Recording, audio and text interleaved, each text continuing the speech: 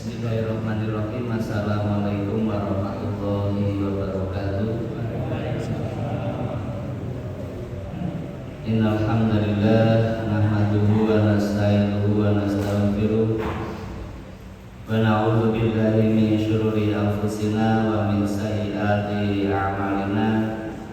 May yahdihillahu fala mudilla wa may yudlil fa ulaika humul khasirun. Asyhadu an la ilaha illallah wa asyhadu anna Muhammadar Rasulullah. Allahumma shalli wa sallim wa barik ala nabiyyina Muhammadin wa ala alihi wa ashabihi ajmain. Rabbi zidni ilma, Allahumma anfa'ni bima 'allamtani wa 'allimni ma yanfa'uni warzuqni ilma yanfa'uni.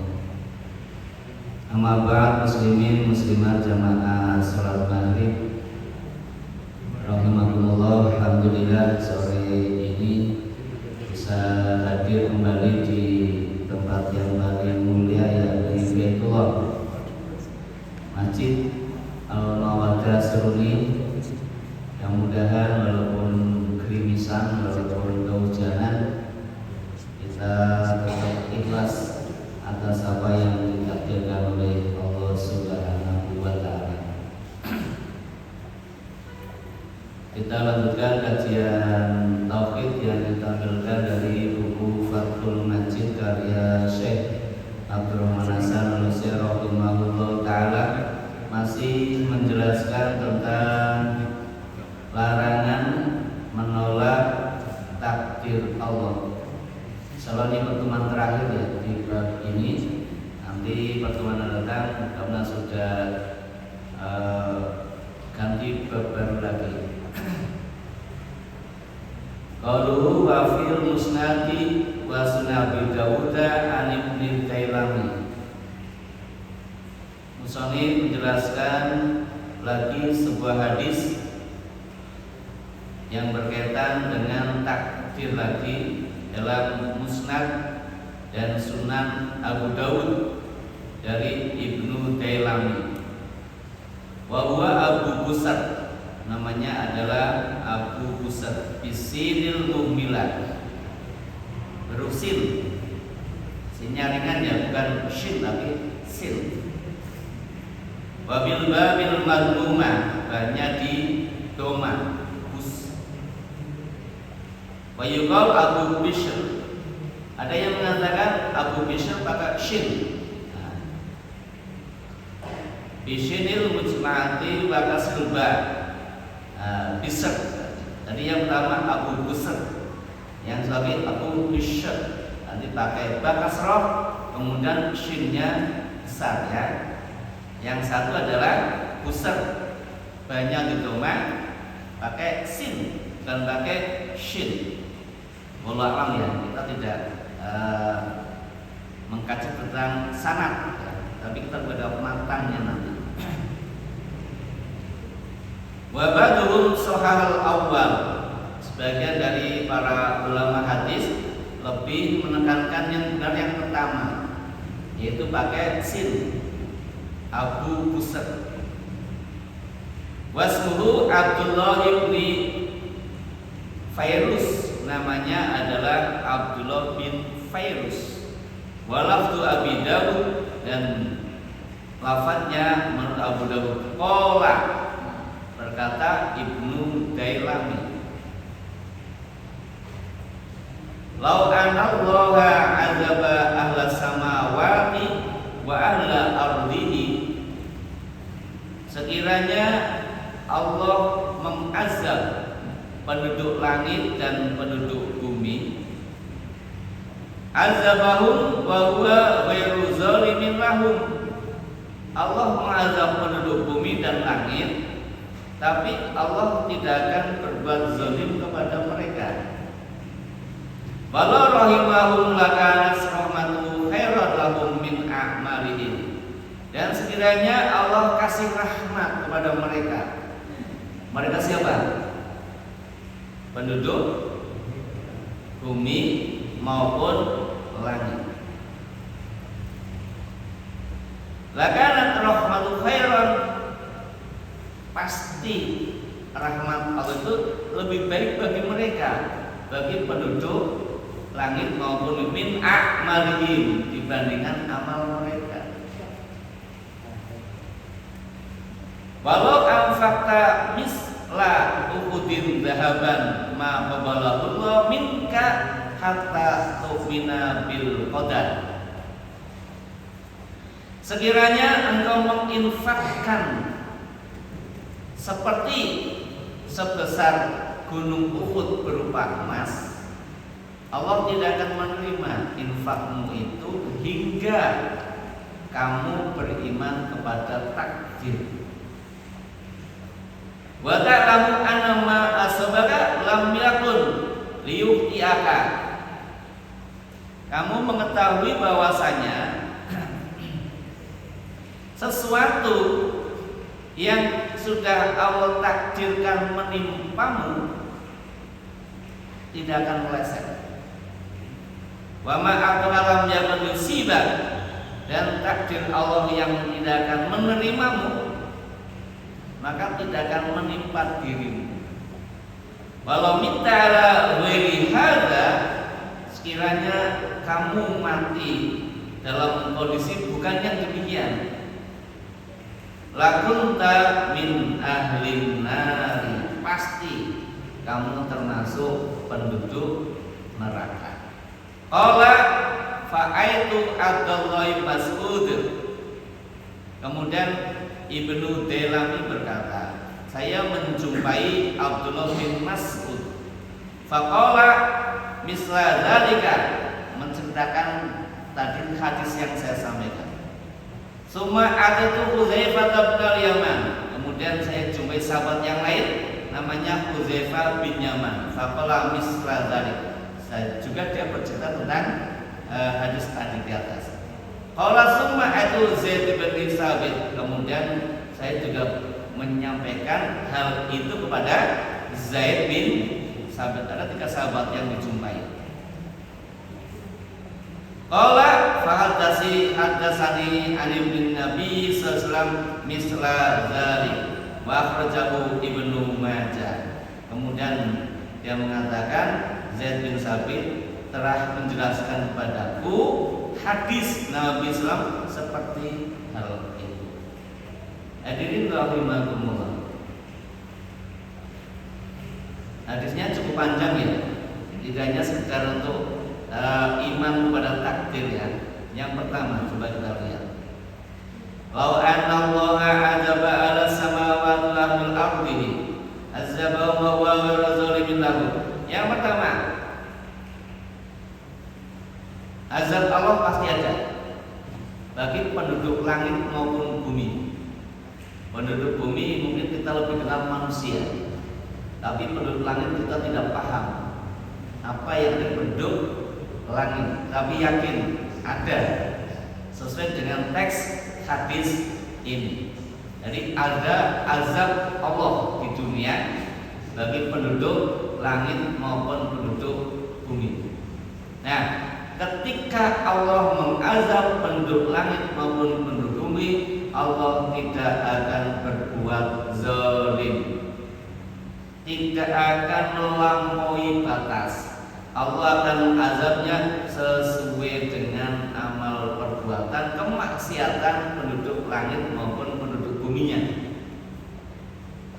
Karena dengan ilmu, hikmah dan qadar dari Allah Subhanahu wa taala, Allah sudah memberikan sesuai dengan apa yang diamalkan oleh penduduk langit maupun penduduk bumi. Maka kita sebagai hamba Allah jangan melampaui apa yang Allah putuskan. Kalau kita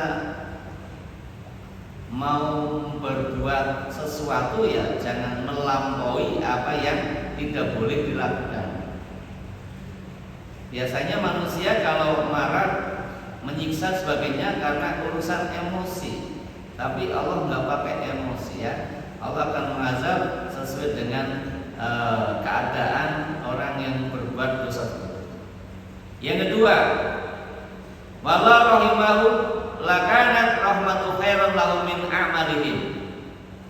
Yang kedua juga Allah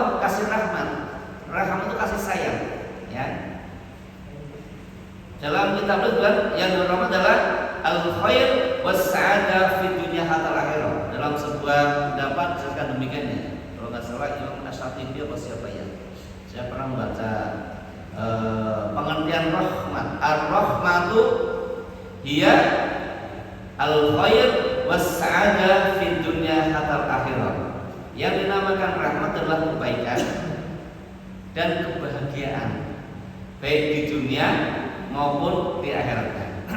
Allah itu kepada penduduk langit dan bumi di dunia ada rahmatnya. Allah kasih itu, Allah kasih kebaikan, Allah kasih kebahagiaan. Ya. Nah, lalu bagaimana bentuk rahmat Allah? Yang Allah kasihkan kepada penduduk langit maupun bumi itu khairan lahum min a'malihim. Bentuk rahmatnya lebih baik dari perbuatan baik mereka. Kalau Allah azab setimpal, ya. Kalau Allah azab itu setimpal, tidak berbuat zalim, ada ukurannya. Tapi ketika Allah kasih rahmat kepada penduduk bumi dan langit melebihi amal kebaikan daripada penduduk langit dan bumi. Kalau misalkan ada hamba Allah berbuat kebajikan satu, maka Allah akan melebihkan rahmatnya.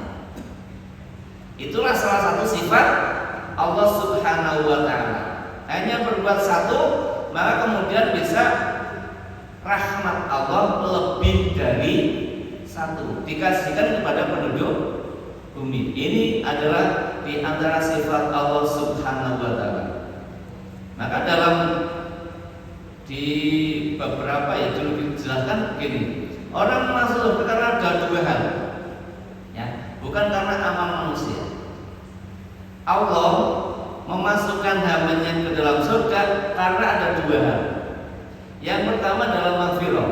Saya lupa halaman berapa ya, mungkin ada yang masih ingat ya, masih ada? Saya ingat-ingat itu. Ini pas ingat ya. Yang pertama adalah maghfirah. Orang masuk surga karena dosanya diampuni oleh Allah.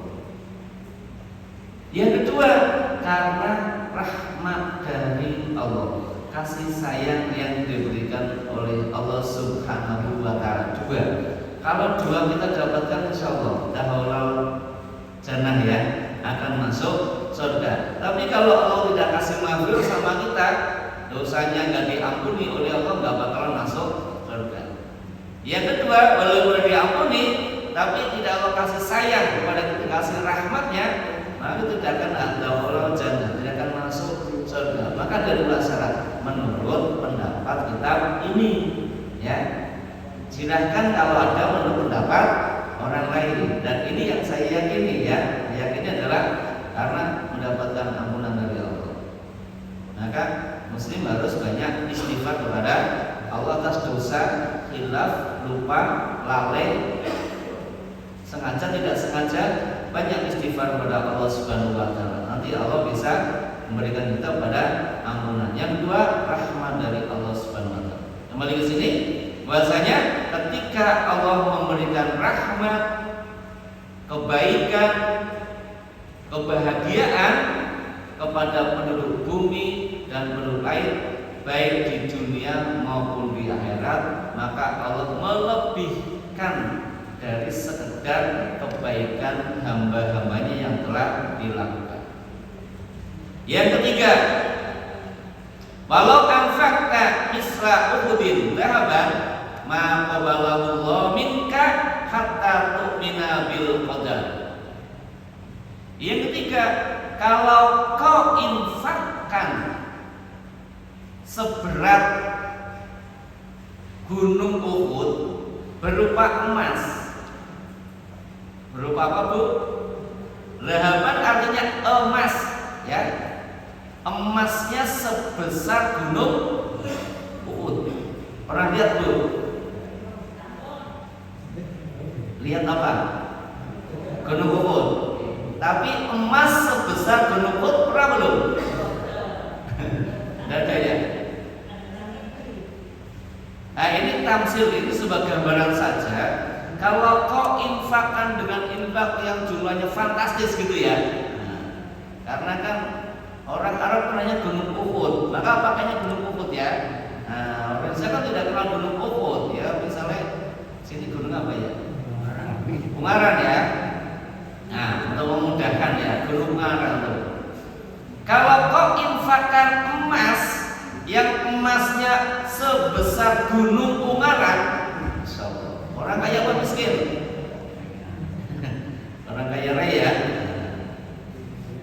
Allah nggak mungkin menerima infakmu.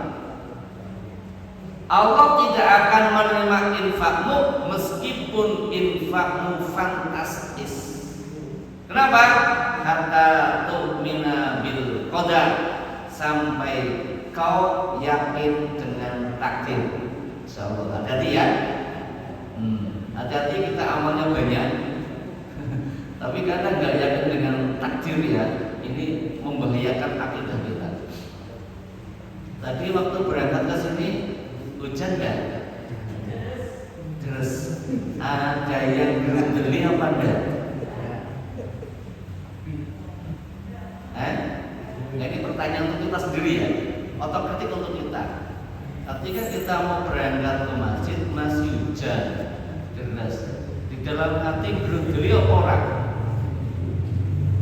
Contoh, nah memang nanti masjid hujan. Mau berangkat ke masjid masih hujan, kok nggak terang-terang gitu. Ini bagian dari menerima takdir apa tidak? Kalau diam Pak, setengah bingung ya.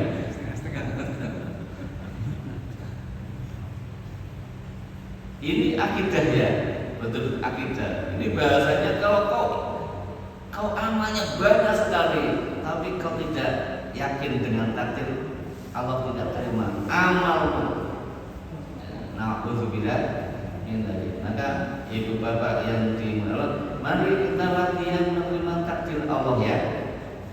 Kemarin ketika bab yang sebelumnya kan, kau tidak akan mendapatkan manisnya iman gitu ya. Nah, ketika ada dialog antara bapak dengan anaknya ya, masih ingat kemarin ada. Kalau yang lupa bisa lihat videonya bapak nanti ya, bisa ditayangkan ulang, tinggal kita bahas lagi. Hadirin rahimahullah, hatta tu'mina bil qadar ya, sampai kau mau iman kepada takdir. Nah, maka mulai saat ini mari apapun yang menimpa kita, apapun yang terjadi pada diri kita, terimalah, jangan disesali, jangan digerundeli, apalagi mencemoohnya. Mau pulang ke rumah habis kerja kurang 100 meter Pak, hujan. Apa yang terlintas dalam pikiran kita? Coba kira-kira Bu, kurang 100 meter, kurang 100 meter pulang sampai rumah, tahu-tahu hujan deras. Apa yang kita pikirkan?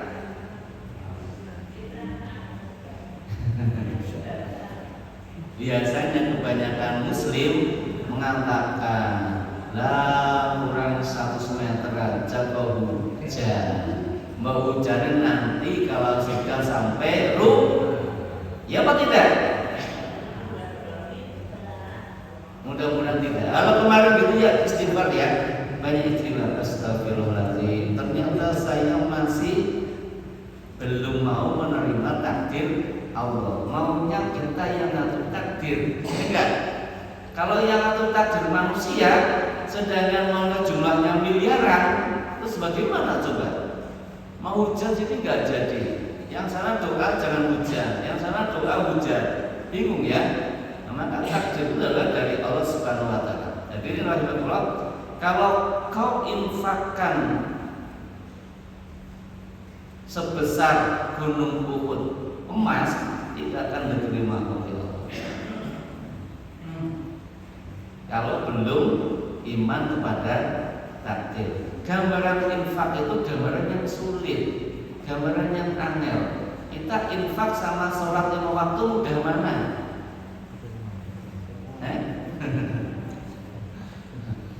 Bu, ini infak, mengeluarkan infak 1 juta sama kita berangkat ke masjid mudah mana? Mudah berangkat ke masjid. Jadi infak itu gambaran sesuatu yang sedang kita cintai, kita keluarkan ya. Kita keluarkan karena kita mencintai harta. Tetapi kita disuruh cinta kepada Allah. Sama-sama cinta kepada harta, cinta kepada Allah, tapi beda. Kalau cinta harta adalah cinta tabiat, kalau cinta Allah adalah cinta ikhtiar. Kalau cinta kepada harta nggak usah diajari, tidak ada pelajaran cara mencintai harta. Tidak ada. Kenapa? Semua manusia sudah mencintai harta, tabiatnya memang suka harta, ya. Tapi cinta pada Allah ada pelajarannya. Kalau nggak dipelajari tidak mungkin bisa mencintai Allah. Ini yang namanya cinta ikhtiar, cinta yang harus diupayakan. Lanjut ya. Wa ta'lamu annama asba lam yakun liyuqti'aka. Sesuatu yang Allah sudah takdirkan menimpa dirimu tidak mungkin meleset. Yakin ya, ini urusan keyakinan sama Allah. Sesuatu yang Allah sudah takdirkan menimpa kita tidak akan meleset. Tidak ada yang mampu menolaknya kecuali hanya Allah. Kalau begitu, sesuatu yang menimpa sama kita itu takdir apa bukan? Takdir. Kalau itu berupa takdir, mau diterima apa ditolak? Diterima secara logika. Kemudian secara akidah, mau diterima apa tidak? Hati kita mau tidak? Karena takdir ada yang khair, ada yang syar ya. Ada takdir baik, ada takdir yang buruk. Yang baik biasanya kita terima. Yang buruk kadang belum. Ya, sakit gigi, kalau nggak sembuh-sembuh, sudah tobat ke sana kemari, nggak sembuh-sembuh lagi gitu ya. Ya udah, kita kan tugasnya ikhtiar, kita tugasnya berobat. Kalau ternyata Allah kasih kesembuhan, ya alhamdulillah. Kalau belum kasih kesembuhan, berarti ada hikmah dibalik belum sembuhnya kita sakit gigi. Karena ada pahala dibalik sakit gigi itu yang tidak diberikan pahala kepada orang yang tidak sakit gigi. Saya yang sehat nggak dapat pahala seperti orang yang sedang sakit, Pak. Paham ya? Maka tugas kita ikhtiar. Sakit ya berobat, Pak. Jangan lah, ini kan takdir, nggak boleh ya. Lo nanti takdirnya sembuh kan sembuh. Ada orang yang salah menempatkan takdir. Saya sakit, saya percaya takdir pada Allah. Ini kan takdir Allah. Nanti kalau ditakdirkan sembuh, sembuh saya. Kalau memang enggak usah kita berobat. Boleh nggak?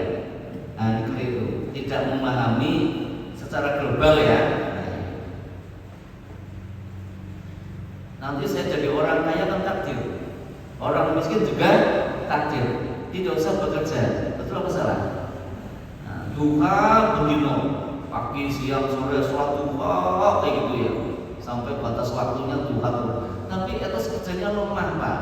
Ini dapat uang banyak nggak? Gitu ya. Wa ma ahtaka lam yakun musibah. Sesuatu yang tidak ditakdirkan menimpa dirimu, maka tidak akan menimpanya. Kalau Allah tidak mentakdirkan sesuatu menimpa kita, maka tidak akan menimpa diri kita. Ini harus kita punya keyakinan kepada Allah Subhanahu wa Ta'ala. Sesuatu yang sudah Allah takdirkan pasti terjadi. Sesuatu yang tidak Allah takdirkan tidak mungkin terjadi. Walau minta ala ghairi lakunta min ahlinar. Nah, kalau kau nanti matinya tidak dalam keadaan demikian, maksudnya matinya masih tidak percaya dengan takdir, ya. Lakunta min ahlinar, pasti kamu termasuk ahli neraka, calon penduduk neraka. Maka hati-hatilah ya, sampai mati kita harus meyakini takdir dari Allah. Apapun yang menimpa kita, istri kita, suami, anak, cucu, sahabat, semuanya yakini itu adalah takdir dari Allah, untuk mengetahui seberapa besar tingkat keimanan kita kepada takdir Allah. Ikhtiar tugas kita. Kata dia, ikhtiar, usaha, doa tugas kita. Karena ikhtiar berpahala, doa berpahala. Kemudian, nah, untuk konfirmasi, dia kemudian menjumpai di sini Abdullah bin Mas'ud radhiyallahu anhu. Abdullah bin Mas'ud adalah salah satu referensi Al-Quran sahabat Nabi. Kemudian dia juga mendatangi Hudzaifah bin Yaman. Hudzaifah bin Yaman, sebagian pendapat mengatakan dia ahli futurolog, jadi ahli memperkirakan. Dan dia terkenal dengan intelijennya, ya, terkenal dengan intelijen. Bisa nanti dicari. Kemudian Zaid bin Sabit. Zaid bin Sabit adalah ahli bahasa asing. Nah, jadi para sahabat tidak sekedar menguasai ilmu hadis, tafsir itu ya, tapi Zaid bin Sabit salah satunya Pak. Beliau ahli bahasa asing zaman dahulu, sehingga beliau sangat terkenal. Zaid bin Sabit ya, biasanya kan hanya periwayat hadis ya, sahabat itu, tapi nanti adalah beliau ahli di bidang bahasa asing. Jadi kalau anak-anak kita belajar bahasa Inggris, ya niru Zaid bin Sabit diantaranya. Anak kita belajar bahasa Jepang, jangan bidang haram gitu ya, hati-hati. Anak kita belajar dunia intelijen, haram, tidak boleh. Anak kita belajar militer, tidak boleh. Nah, ini sahabat kita memiliki beberapa kompetensi laksanakan.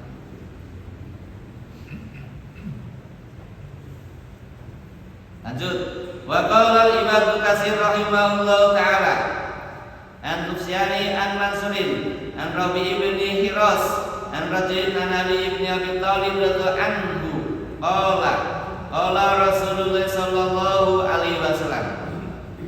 Selanjutnya ada pendapat Ibnu Katsir. Ibnu Katsir adalah salah satu ahli tafsir ya, ahli tafsir. Maka kita melihat ada tafsir yang namanya tafsir Ibnu Katsir. Tafsir Ibnu Katsir ini masuk kategori tafsir bil maksur, ya. Kalau dilihat sejarah tentang ilmu tafsir itu dikelompokkan beberapa. Salah satu adalah bil maksur. Salah satu tokohnya adalah Ibnu Katsir. Ibnu Katsir tafsir bil maksur itu beliau menafsiri ayat, kemudian disambungkan dengan ayat lain, disambungkan dengan hadis Nabi, disambungkan dengan sahabat Nabi, kemudian sampai sambung pada para tabi'in. Beliau tidak banyak menggunakan logika, tapi menafsiri ayat bagaimana al-ayatu munasabatun bil ayatil ukhra, bagaimana ayat itu memiliki hubungan dengan ayat yang lainnya. Maka kalau kita membaca tafsir Ibnu Katsir, beliau pasti menyertakan ayat yang lainnya dalam satu ayat, kemudian menjelaskan bagaimana sabda Nabi berkaitan dengan ayat itu, kemudian pendapat sahabat sampai kepada pendapat tabi'in. Ini tafsir bil maksud. Beliau menjelaskan begini. Dari Sufyan, dari Mansur, dari Rabi bin Hiras, dari seorang laki-laki dari Ali bin Abi Thalib radhiyallahu anhu, dari sahabat Ali bin Abi Thalib. Beliau berkata, qala Rasulullah sallallahu alaihi wasallam, telah bersabda Rasulullah sallallahu alaihi wasallam, la yu'minu abdun hatta yu'mina bi arba. Salah seorang hamba atau seorang hamba tidaklah dikatakan beriman sampai dia iman kepada 4 perkara. Wa yu'minu bil qadari khairihi wasyarrihi. Oh, bentar 24 ya. Atasnya. Yasyhadu alla ilaha illallah wa anni rasulullah ba'atsani bil haqqi. Bersaksi bahwa tidak ada ilah kecuali Allah dan bahwasanya saya adalah utusan Allah. Allah mengutus saya dengan hak. Ini yang pertama. Wa yu'minu bil ba'si ba'dal maut, dan ia beriman kepada hari kebangkitan setelah kematian. Wa yu'minu bil qadari khairi wasyarrihi. Kemudian dia beriman kepada takdir baik maupun yang buruk. Wa kadza Rawatibni an-Nadri bin Sumail an Sa'di Abdul Manduri bin Warwahu min hadis Abi Dawud At-Toyalisi dan seterusnya. Tidak sejakan sanad-sanad yang lainnya. Rasulullah SAW menjelaskan, belumlah beriman seorang hamba hingga ia iman kepada 4 hal. Kepada 4 hal harus diyakini. Yang pertama, yasyhadu alla ilaha illallah. Bersaksi tidak ada sesembahan kecuali Allah. Nah, kalimatnya adalah la ilaha illallah. Pada pembahasan tentang makna tauhid masih kan gaya itu pertemuan dulu, berarti sekitar 5 tahun yang lalu. Makna kalimat tauhid ada 5 ya. Jadi kalau kita mengucapkan asyhadu alla ilaha illallah maka ada 5 yang harus kita lakukan. Tapi kalau dibahas di sini ya, di bab selanjutnya sana. Yang pertama adalah kita bersaksi tidak ada ilah, tidak ada yang berhak disembah kecuali kepada Allah. Menyembah hanya kepada Allah, tidak boleh menyembah kepada yang lainnya. Wa anni rasulullah ba'atsani bil haqqi. Yang kedua, kita harus yakin bahwa Muhammad adalah utusan Allah. Allah mengutusku dengan benar. Meskipun sekarang banyak orang yang melecehkan apa ya? Nah, Al-Quran dilecehkan, Nabi dilecehkan, umat Islam dilecehkan, gitu ya Pak ya? Yang belum lama di mana? Swedia. Nah, Swedia. Senin kemarin di mana? Pakistan. Tapi masjid yang dihancurkan ya, berapa yang meninggal itu? Nah, kondisi semacam itu, ya minimal kita doa Pak ya. Jadi kalau kita melihat kondisi muslimin yang sedang diintimidasi, dizalimi, Allah dilecehkan, nabinya dilecehkan, Al-Quran dilecehkan, minimal kita sakit hati lah ya. Jangan sampai tidak ada perasaan sama sekali ya. Doakanlah, tapi yakin siapa yang menyakiti Allah dan Rasulnya pasti akan mengalami azab Allah di dunia maupun di akhirat. Siapa yang menyakiti umat Islam tanpa ada bukti yang jelas, maka dia telah berbuat kebohongan yang besar. Lihat surat Al-Ahzab ya. Nah, itu menenangkan kita. Menenang kita kalau kita lihat umat Islam udah banyak di zolimi, Al-Quran dilecehkan, dibakar gitu ya. Lanjut sampai ke sana ya. Nah, yang kedua, yakin bahwa Nabi Muhammad itu adalah utusan Allah. Kalau yakin itu tidak hanya percaya Pak, ya, intinya percaya, tapi apa yang dibawa oleh Nabi harus dilaksanakan. Apa yang dilarang oleh Nabi harus ditinggalkan. Itu namanya percaya Muhammad adalah utusan Allah. Paham ya? Kemudian wa yu'minu bil ba'si ba'dal maut. Iman kepada hari kebangkitan setelah kematian. Orang yang sudah mati sekarang ada di mana? Di kuburan apa di alam kubur? Bedanya apa kuburan sama alam kubur? Ayo. Bedanya sekarang orang yang meninggal dunia ada di kuburan apa di alam kubur? Bingung ya? Ada di dua-duanya. Yang di kuburan adalah jasad, itu betul? Ya enggak? Lah orang mati dimakamkan di mana? Di kuburan. Itu jasadnya. Ruhnya kemana? Ruhnya ke alam kubur. Di mana alam kubur? Apakah di kuburan itu alam kubur? Bingung lagi ya.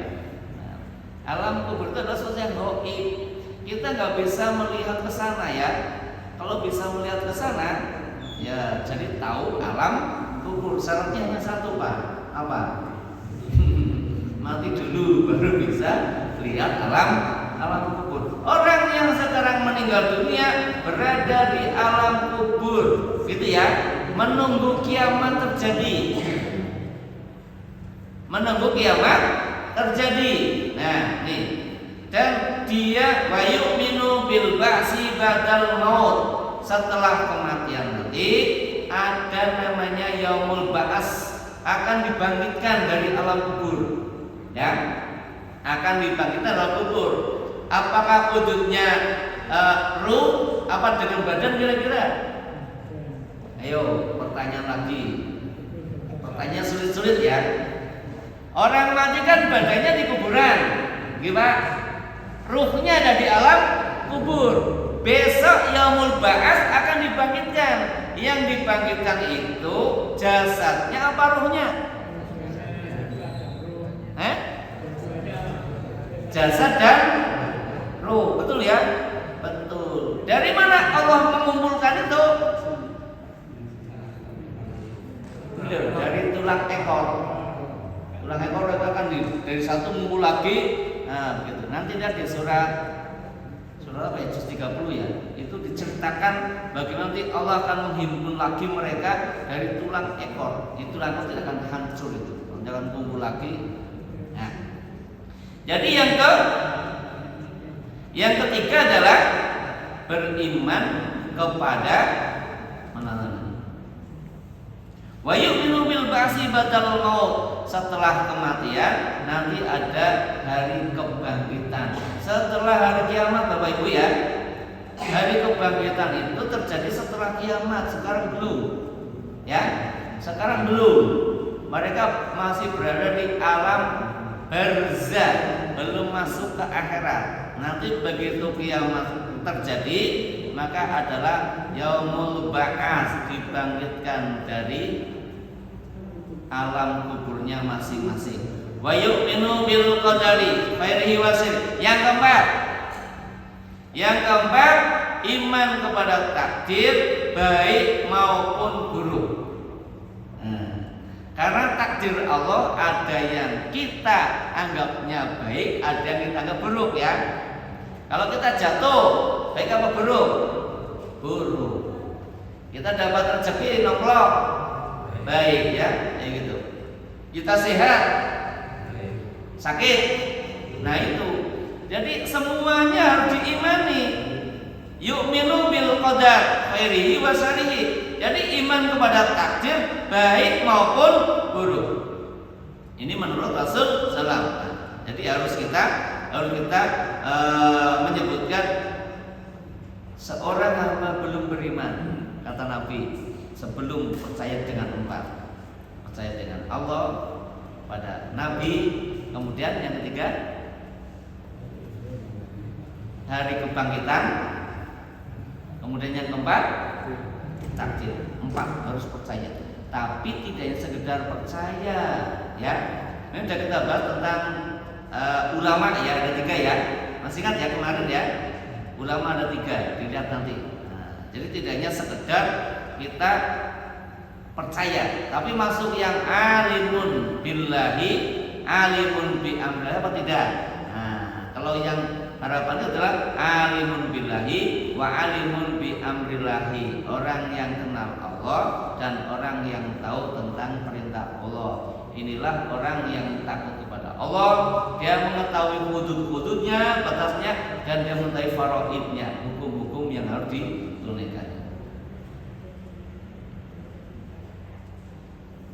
Hadirin rahimakumullah. Faqad sabata fi sahih Muslim min riwayat Abdullah bin Wahb an Abi Hani al-Khawlani an Abi Abdurrahman al-Khubli an Abdullah bin Amr qala Rasulullah SAW. Diriwayatkan dalam hadis yang sahih dari Sahih Muslim dari riwayat Abdullah bin Wahab dan yang lainnya dari Abu Hani al-Khawlani dari Abu Abdurrahman al-Khubli dari Abdullah bin Amr qala, bersabda Rasulullah SAW, innallaha kataba maqadiral khalaiq qabla an yakhluqas samawati wal ardi bi 50 alf sanah. Wa kana Zad bin Wahb wa kana arsuhu 'alal ma'i. Ada sebuah hadis misalnya begini, sesungguhnya Allah Subhanahu wa taala itu telah mencatat takdir bagi seluruh makhluknya sebelum menciptakan langit dan bumi. Sudah ditulis. Kemarin apa? Pena ya. Masih ingat? Yang Allah pertama ciptakan adalah pena, kolam. Tulis, maka ditulislah seluruh kejadian. Dalam riwayat lain, Allah sudah menetapkan takdir seluruh makhluk sebelum Allah menciptakan langit dan bumi bi 50 alf sanah. Khamsin berapa? 50. Khamsun itu 50. Khamsina 50. Alf 1000. Sanah setahun. Berarti apa? 50.000 tahun. Menurut ini 50.000 tahun sebelum Allah menciptakan langit dan bumi sudah kataba maqadiral khalaiq, dicatat untuk seluruh makhluknya. Tambah yakin nggak dengan takdir Allah? Ya sudah, kalau yakin aja senang gerundeli ya, udahlah diterima saja, sabar gitu ya. Dapat yang baik alhamdulillah, dapat yang buruk ya kita sabar kepada Allah Subhanahu wa taala. Cukup ya, ini di sini wa qulu hadzal adad wa ma fi manir fiya al-wa'idu syadid ala adamil iman bil qadari. Hadis-hadis yang kita bahas di atas itu adalah bentuk ancaman yang keras bagi siapa? Orang yang tidak percaya dengan takdir, ya. Orang yang tidak percaya dengan takdir diancam oleh Allah dengan ancaman yang sangat keras. Alinea 2 dan 3 isinya sama ya. Jadi sudah selesai. Nanti insyaallah pekan depan kita masuk bab baru. Wallahu a'lam bishawab. Pesan saya untuk diri saya dan hadirin semuanya, apapun yang menimpa kita jangan digerundeli. Ya, terimalah dengan ikhlas, dengan kerelaan. Disitulah nilai keimanan kita. Kalau diterima berarti iman kita berkualitas. Tapi kalau digerundeli mungkin tidak berkualitas, setengah berkualitas atau tidak berkualitas. Mudah-mudahan Allah selalu menjaga kita semuanya untuk senantiasa mengimani takdir Allah Subhanahu wa taala.